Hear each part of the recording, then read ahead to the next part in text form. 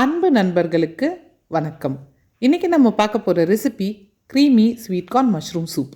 வீட்டில் இருக்கிற சிம்பிளான பொருட்களை வச்சே இந்த ரெசிபியை ஹோட்டல் ஸ்டைலில் எப்படி செய்யறதுன்னு குயிக்காக பார்க்கலாம்.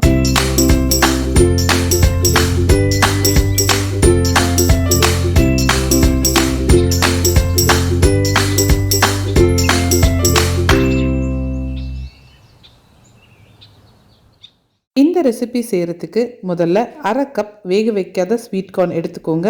அதில் 2 டேபிள் ஸ்பூன் தண்ணி சேர்த்து நல்லா ஒரு ஃபைன் பேஸ்ட்டாக அரைச்சி வச்சுக்கோங்க. இந்த ஸ்வீட் கார்ன் பேஸ்ட் தான் நம்மளோட சூப்புக்கு ஒரு க்ரீமியான டெக்ஸ்சரை கொடுக்க போகுது. அடுத்தது ஒரு கடாயை சூடு பண்ணி 1 டேபிள் ஸ்பூன் நெய் சேர்த்துக்கோங்க. நெய் இல்லைன்னா 1 டேபிள் ஸ்பூன் சால்டட் பட்டர் எடுத்துக்கோங்க.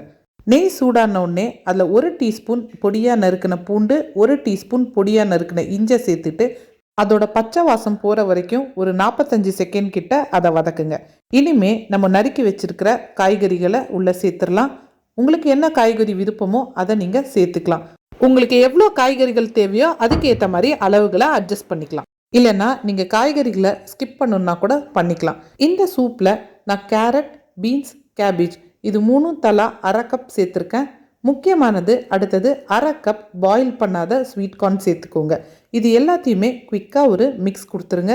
அடுத்தது நம்ம சூப்புக்கான முக்கியமான இன்க்ரீடியண்ட் மஷ்ரூமை சேர்த்துக்கலாம். ஒரு ஃபுல் பேக்கெட் மஷ்ரூம், அதாவது 200 கிராம்ஸ் மஷ்ரூம் எடுத்திருக்கேன். அதில் தேவையான அளவு உப்பு சேர்த்துட்டு ஹை ஃப்ளேமில் வச்சு ஒரு 2லேருந்து 3 நிமிஷத்துக்கு வதக்குங்க.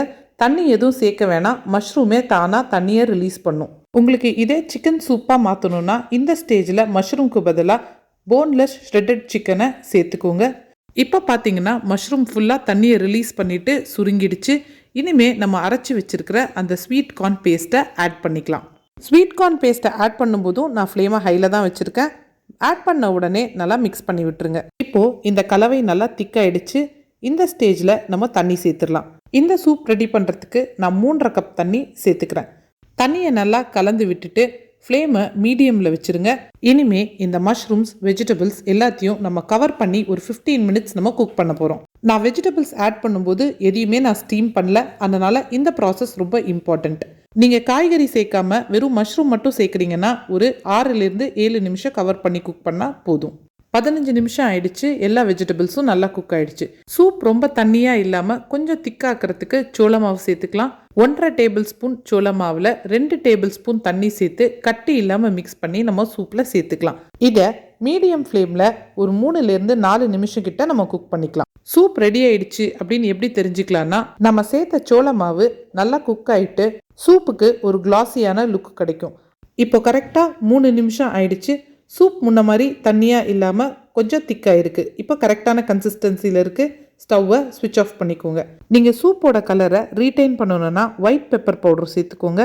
இன்றைக்கி நான் 1.5 டீஸ்பூன் ஃப்ரெஷ்ஷாக அரைச்ச பிளாக் பெப்பர் பவுடர் சேர்த்துக்கிறேன்.